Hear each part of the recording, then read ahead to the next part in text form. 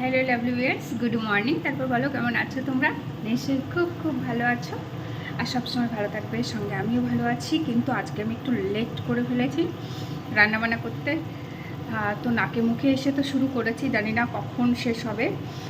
আর আদির স্কুলের বাসটা চেঞ্জ হয়েছে, তো যে নম্বরের বাসটা আজকে থেকেও যাবে, যে বাসে, সেই বাসটা একটু তাড়াতাড়ি আসে আর কি, 10 মিনিট আগে, কিন্তু আজকেই আমি লেট। তো চলো, এই যে রান্নাবান্না হচ্ছে। আর লেট নিয়ে তো আমি শুরু করেছি, জানি না ফোনটা কত সময় ধরতে পারবো, কারণ এটা ধরতে কথা বলতে অনেকটা সময় যায়। তো চলো, যখন পারছি তখনই তোমাদের সঙ্গে দেখা করছি। রান্নাবান্না তো হয়ে গেছে, এই যে এখন করছি ঘরের কাজগুলো। এই ঘর থেকে ঝাড় দেওয়াটা শুরু করেছি, তারপর আমি তোমাদের সঙ্গে একটু গল্পই করে নিই। কি গরমে কেমন লাগছে, একদম মুখে সবসময় জল, মনে হচ্ছে যেন সবসময় স্নান করে আছি। তো যাই হোক, এই অবস্থাটা শুধু আমার নয়, সবারই একই অবস্থা গরমের মধ্যে। আর এই যে ঝাড়ুটা হাতে ঝাড় দিচ্ছি, ফোনটা ছিল চার্জে, অনেক সময় পর তোমাদের সঙ্গে কথা বলছি। অর্ধেকটা কাজ প্রায় হয়েই গেছে জানো তো, মানে ঘরের। হঠাৎ করে মনে পড়লো তোমাদের সঙ্গে তো গল্প করা হয়নি, তো চলে এলাম। চলো, আবার পরে কথা বলছি। ওপরে গাছগুলোতে জল দেবো, সেগুলোও শেয়ার করব, সঙ্গে থাকো।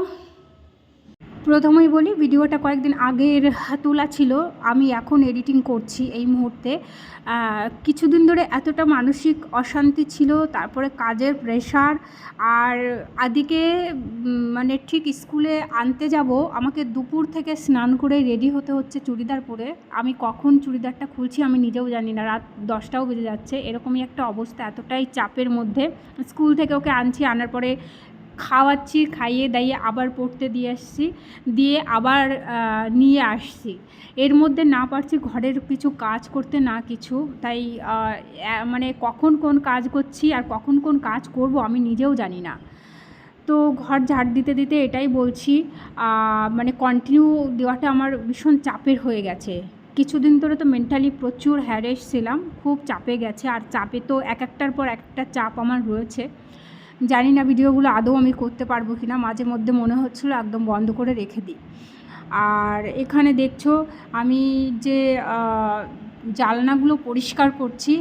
সব ঘরগুলো না করলেও এই ঘরটা আমার করতে হয়, কারণ জানলা পরিষ্কার না রাখলে আমার একটু সমস্যা হচ্ছে, আমার নয় ছেলের একটু সমস্যা হচ্ছে, যার জন্য এখানের ডাস্টিংটাকে খুব আমার নজর দিয়ে ক্লিন রাখতে হয়। তো যাই হোক, এই কাজগুলো করে চলে এলাম ওপরে জামা কাপড়গুলো মেলতে। এক গছা শুকনো জামা কাপড়গুলো নাড়া ছিল, সেগুলোকে তুলবো, আর হাতে কয়েকটা রয়েছে সেগুলোকে মেলবো। তারপরেই চলে যাব আবার ঘরে। এর মধ্যে ছেলেকে আনতে যাওয়া, আবার টিউশনে পাঠানো, সমস্ত কিছু রয়েছে। আমি কখন কোনটা করছি আমার আর ইদানিং নিয়ম রুটিন কিছুই নেই। স্নানটাও ঠিক সেই ওরকমভাবেই হচ্ছে, পুজো তো বাদই দিলাম। এইভাবে চলছে আর কি। দেখা যাচ্ছে সপ্তাহের কদিন আমি গুনে গেথে বলতে পারবো সন্ধ্যা কদিন পড়ছে আমার ঘরে। তো যাই হোক, এখানে আমি জামা কাপড়গুলো গোছাতে শুরু করেছিলাম, আর তোমাদের সঙ্গে এটাই বলছি যে মা থাকলে কত সুবিধা হয়। মা এসে জামা কাপড়গুলো আমি মানে স্নান করে রেখে দিলেও মা মেলে দিয়ে আসে, আবার তুলে নিয়ে আসে, ভাঁজ করে রাখে। তো সে মা নেই, চলে গেছে, তাই জন্য সেটাই আমি তোমাদেরকে বলছি যে এগুলো আমাকেই এখন করতে হচ্ছে। তো যাই হোক, আর এদিকে মা বসে থাকতে পারে না, আসলে পারে। মেয়ের কষ্ট আশা করি সব মায়েরা এরকমই হেল্প করে, ওনারা যতদিন পারে। তো যাই হোক, সেটাই বলছিলাম। আর এখানে ভাঁজ করতে বসে গেছি, আর কাজ আমার আরও বাকি আছে, সেগুলো ভাবছি ছেলেকে স্কুল থেকে নিয়ে আসবো, ওকে খেতে দিয়ে টিউটরের ওখানে পাঠিয়ে তারপরে এসে করব। যে কাজগুলো আমার স্নানের আগে করতে হয়, সময়ের সঙ্গে পেরে উঠছি না জন্য এখন আমাকে করার কিছু নেই, পরেই করতে হচ্ছে। আর এই হয়েছে ব্যাপার।